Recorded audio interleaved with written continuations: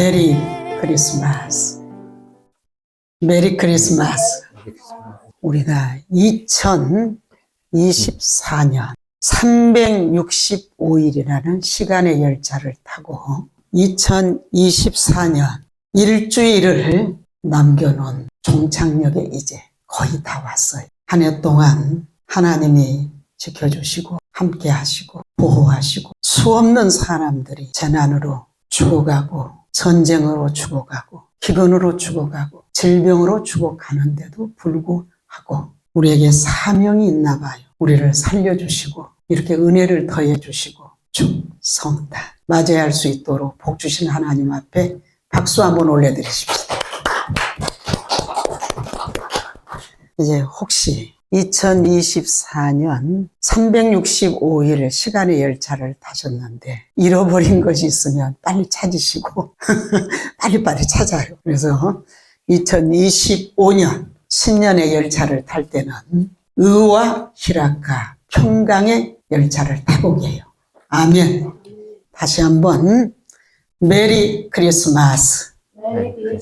이탈리아 피렌체에 있는 한 교회에 가면 레오나르도 다빈치의 유명한 성화 속에 에녹, 노아, 모세, 다윗, 에레미야, 에스겔, 이사야, 미가 등 하나님의 종들의 모습이 매우 다양하게 그려진 그림 속에 그들의 태도, 그들의 얼굴 방향, 그들의 눈은 모두 한 곳을 바라보고 있었습니다. 어떤 사람은 누워서 바라보고 있고 어떤 사람은 서서 바라보고 있고 어떤 사람은 비스듬히 기대어서 바라보고 있는데 모두가 다 건너편 벽에 아기 예수님을 바라보고 있었습니다. 그림의 의미가 시사하는 것은 구약의 모든 인물들이 기다리고 있는 것은 예수님의 탄생이고 오실 예수님을 위하여 일하고 있다는 것입니다. 참으로 놀라운 일이 아닐 수가 없습니다. 이사야 선지자는 예수님이 탄생하시기 800년 전에 오늘 본문 6절, 7절을 예언을 하셨어요. 800년 전에 한번 6절 읽어보시죠. 이사야 9장 6절입니다. 이는 한 아기가 우리에게 낳고 한 아들을 우리에게 주신 바 되었는데 그의 어깨에는 정사를 메었고 그의 이름은 기묘자라 모사라 전능하신 하나님이라 영존하시는 아버지라 평강의 왕이라 할 것임이라. 아멘. 한 아들을 우리에게 주신 바가 되었는데 그 어깨에는 정사를 메었다 했습니다. 그 이름은 5가지의 이름을 가지고 오신 거예요. 기모자라, 모사라, 전능하신 하나님이라, 영존하신 아버지라, 평강의 왕이라 할 것입니다. 근데 이 5가지의 이름이 7절을 한번 읽어보세요. 이사야 9장 7절입니다. 그 정사와 평강의 더함이 무궁하며 또 다윗의 왕자와 그의 나라에 굴림하여 그 나라를 굳게 세우고 지금 이후로 영원히 정의와 공의로 그것을 보존하실 것이라. 만군의 여호와의 열심히 이를 이루시리라. 참으로 어려운 말씀이기도 하지만 놀라운 말씀입니다. 우리 기독교의 놀라운 진리와 길이 여기에 있습니다. 하여 오늘 저는 이 아기의 이름 속에 담겨져 있는 이름을 5가지로 성탄의 의미와 기독교 신앙의 본질적인 진리를 말씀을 드리고자 합니다. 첫째, 이 아기의 이름이 기묘자라 하였는데 이 기묘자를 영어로 해석하면 원더풀이라는 뜻입니다. 원더풀이 무엇입니까? 하고 놀라는 것이에요. 이 아기 예수의 이름이 이 아기의 존재가 이 아기의 정체가 참으로 귀하고 놀랍다는 것입니다. 이 아기는 동정녀 마리아에게서 태어나셨습니다. 사람의 생각으로는 이해할 수 없는 탄생입니다. 그래서 이사야 선지자는 이것을 설명하지를 못하고 기묘자라, 놀랍다 이렇게 설명을 하고 있는 것입니다. 이 태어난 아이는 아이가 아닙니다. 출생하실 때 아이의 모습으로 오신 것이지 그는 하나님이셨습니다. 그래서 그 어깨에 정사를 메었다 한 것입니다. 전 우주의 통치권을 가지고 오신 것입니다. 이 약이 예수님이 자라서 물로 포도주를 만드셨습니다. 말씀 한마디로 소경이 눈을 떴습니다. 안진병이가 일어났습니다. 문둥병자가 깨끗함을 받았습니다. 죽은 나사로를 무덤에서 불러내셨습니다. 예수님이 계시는 곳마다, 예수님이 가시는 곳마다 귀신들이 요동을 하면서 도망을 쳤습니다. 하여 이사야 선지자는 예수님을 어떻게 표현할 수가 없어서 기묘자라, 놀랍다라고 말한 것입니다. 예수님의 말씀과 윤리는 더 놀랍습니다. 예수님이 오시기 전에는 윤리의 법칙이 이는 이로, 눈은 눈으로 였습니다. 그런데 예수님이 오셔서 폭탄적인 선언을 하셨습니다. 마태복음 5장을 보면 원수를 사랑하라, 악한 자를 대적하지 말라, 누구든지 내 오른뺨을 치거든 왼뺨도 대주어라, 오리를 가자 하면 십리를 가주어라, 속옷을 달라 하면 겉옷도 주어라, 내게 구하는 자에게 주며 내게 꾸고자 하는 자에게 거절하지 말라. 주님의 윤리와 이 응보의 사상은 일대 정신사의 대혁명이 아닐 수가 없었습니다. 예수님의 제자 도마가 예수님에게 물었습니다. 길이 어디에 있습니까? 진리가 무엇입니까? 그랬을 때 예수님은 내가 길이고 내가 진리고 생명이다 말씀하셨습니다. 사랑하는 성도 여러분, 우리 예수님께서는 아무 흠도 티도 없이 사시다가 십자가에 못 박혀 처절하게 죽으셨습니다. 십자가에서 하신 예수님의 말씀은 더욱 놀랍습니다. 때리고 침을 뱉고 찌르고 온갖 모욕과 수치와 괴로움과 아픔을 주는 그들을 바라보시면서 십자가에서 아버지여, 저들이 몰라서 그러니 저들을 용서하여 주시옵소서. 사람의 생각으로 어떻게 이해할 수가 있겠습니까? 하여 이사야 선지자는 그 이름을 기묘자라, 놀랍다, 원더풀이라 한 것입니다. 마가복음 1장 27절을 보면은 예수님께서 귀신을 쫓아내시자 그것을 본 사람들이 놀라 이는 어쩌미뇨 권세 있는 새 교훈이로다 라고 원더풀 했습니다. 마가복음 7장 37절을 보면 기머거리가 듣고 소경이 눈을 뜨는 것을 보고 사람들이 놀라 원더풀 했습니다. 누가복음 5장 26절에 모든 사람들이 예수님에게서 나타난 기이한 것을 보고 두려워하며 하나님께 영광을 돌리고 원더풀 했습니다. 두 번째로 이 아기의 이름을 모사라 할 것임이라 했는데 이 모사라는 의미 속에는 초월적인 지혜를 지닌 책사라는 의미가 담겨져 있어요. 모사라는 말을 영어 성경에서 보니까 상담자, 동반자 또는 친구라는 뜻이 있더라고요. 우리가 살고 있는 이 시대에 얼마나 상담자가 절실히 필요하고 동반자가 필요합니까? 누가 나의 깊은 마음을 다듬어 줄 수 있는 사람이 있겠습니까? 누가 나의 부끄러운 약점을 다 알고도 나의 친구, 나의 동반자가 되어줄 수가 있겠습니까? 오늘 우리의 상담자, 우리의 동반자가 되신 주님이 말씀하시기를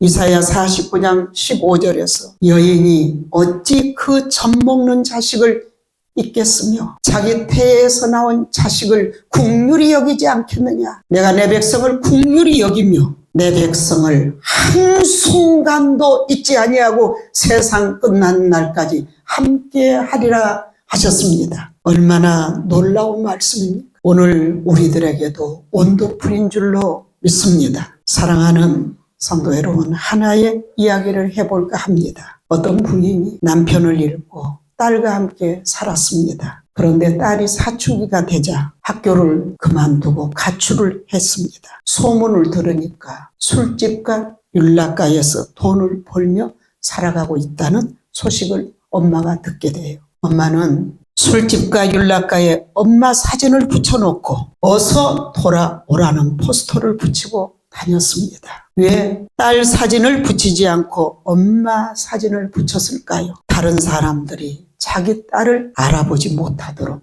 하기 위함이었습니다. 이게 여러분 부모의 마음인 거예요. 그것이 어머니의 마음입니다. 그 후에 2주 만에 딸이 울면서 엄마의 품으로 돌아왔다고 합니다.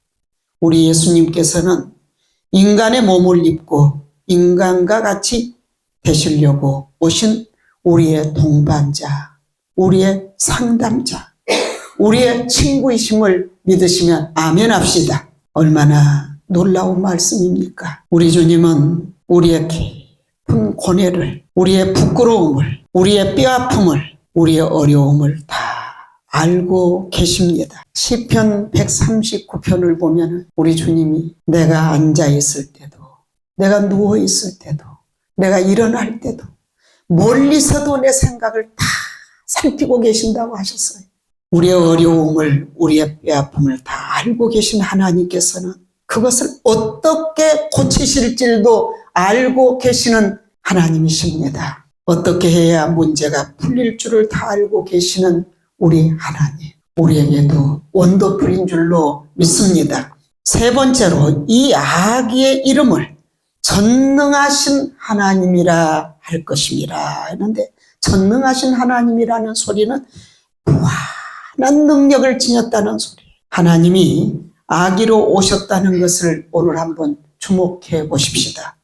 만약에 하나님이 천군과 하늘의 천사들을 데리고 오셨다면 분명히 세상 사람들은 다 믿었을 것입니다. 그러나 하나님이 그렇게 오셨다면 어느 누가 하나님을 만나볼 수가 있었겠습니까? 하여 우리 하나님이 아기 모습으로 오신 것입니다. 그것도 말구유에서 태어나셨고 이름 없는 목수 집에서 태어나셨습니다. 그렇기 때문에 누구나 다 예수님을 가까이 할 수 있는 것입니다. 유식한 사람도 무식한 사람도 다 친구가 될 수 있는 것이고, 남녀노소 누구나 부자도 가난한 사람도 상대할 수가 있고 만날 수가 있는 것입니다. 우리 하나님은 누구든지 주의 이름을 부르는 자에게는 임마누엘 하나님이 되어주시겠다고 약속을 해주셨습니다. 이 깊은 하나님의 사랑, 이 깊은 하나님의 지혜, 이 깊은 하나님의 뜻을 이해하고 드릴 수 있는 성탄절들이 되시기를 축복합니다.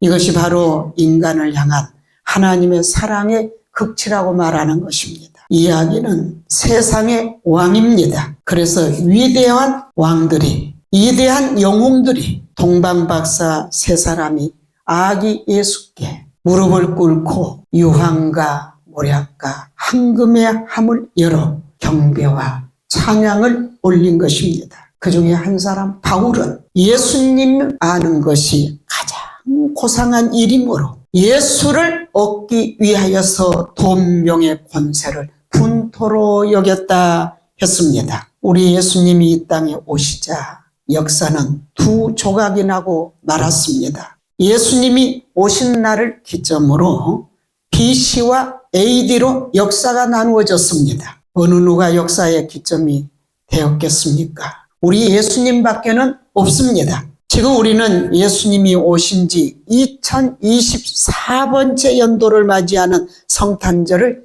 맞이하고 있는 것입니다. 네 번째, 이 아기의 이름을 영존하신 아버지라 할 것임이라 했습니다. 불멸의 신이라는 거예요. 불멸의 신이다.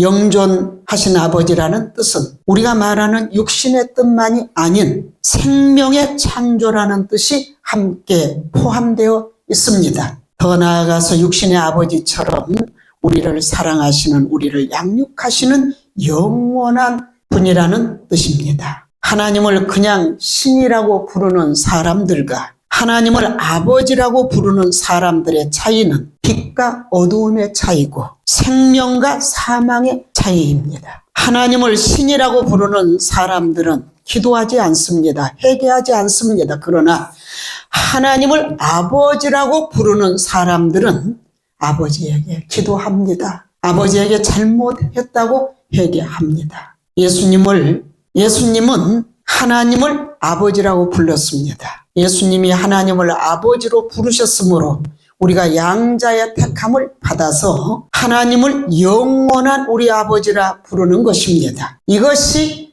여러분에게 오늘 믿어지면 아멘 하십시다. 마지막 5번째로 이 아기의 이름을 평강의 왕이라 할 것입니다. 평강의 왕은 그가 다스리는 나라는 평강으로 충만하다는 거예요. 성탄절날 천사들이 어떤 노래를 했습니까? 누가복음 2장 14절에서 지극히 높은 곳에서는 하나님께 영광이요, 땅에서는 하나님이 기뻐하신 사람들 중에 평화로다라고 노래했습니다. 기뻐하심을 입은 사람들이라고 하는 것은 오늘 본문 이사야 9장 6절, 우리 다시 한번 읽어보도록 하겠습니다. 이 5가지의 이름을 믿는 사람들이 땅에서는 하나님이 기뻐하신 사람들 중에 평화로다 했는데, 이 기뻐하심을 입은 사람들이 이 5가지의 이름을 믿는 사람들이에요. 5가지의 이름을 믿는 사람들이 하나님이 기뻐하신 사람들이다. 이는 한 아기가 우리에게 낳고 이는 한 아기가 우리에게 낳고 한 아들을 우리에게 주신 바 한 아들을 우리에게 주신 바가 되었는데, 그의 어깨에는 정사를 그의 어깨에는 전 우주의 통치권을 가지고 오셨다는 거예요. 그의 이름은 기묘자라, 또 모사라, 전능하신 하나님이라, 영존하시는 아버지라, 평강의 왕이라 할 것임이라. 아멘. 다 교회를 다닌다고 해서 기도가 응답되는 것은 아닙니다. 이 이름을 믿고 받아들일 때에 예수님의 권세가 따르는 것입니다. 어두움의 권세가 그때 끊어지는 거예요. 귀신이 물러가는 거예요. 기도가 응답되는 것입니다. 그리하여 누가복음 2장 14절에서 지극히 높은 곳에서는 하나님께 영광이요, 땅에서는 하나님이 기뻐하신 사람들 중에 평화로다가 이루어지는 축성탄이 되실 줄로 믿습니다. 말씀을 맺도록 하겠습니다. 하나님 아버지, 우리 교회 사랑하는 성도들 아름답습니다.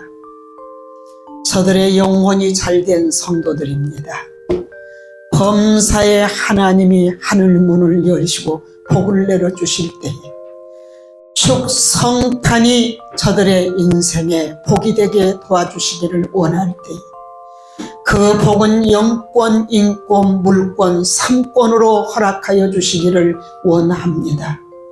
그리하여 어디를 가든지 누구를 만나든지 무슨 일을 하든지 그 일과 만남과 그곳에서 아버지 하나님의 영광이 드러날 수 있도록 내 아버지여 크게 복을 내려 주시옵소서.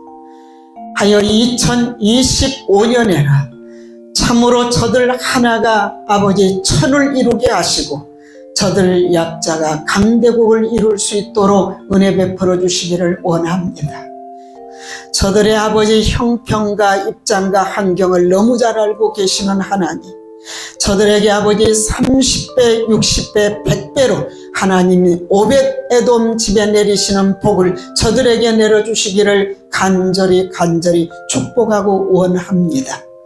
지금은 독생자를 주신 우리 하나님 아버지의 그 크신 사랑하심과 자신을 찢김과 죽음에 내던지기까지 우리를 사랑하신 주님의 은혜와 성령님의 감화 감동 역사하심이 오늘 성탄주일 전야의 예배를 드린 성도들 머리 위에 또 거하는 집과 기업 위에 항상 함께 하옵시기를 간절히 축원하옵나이다.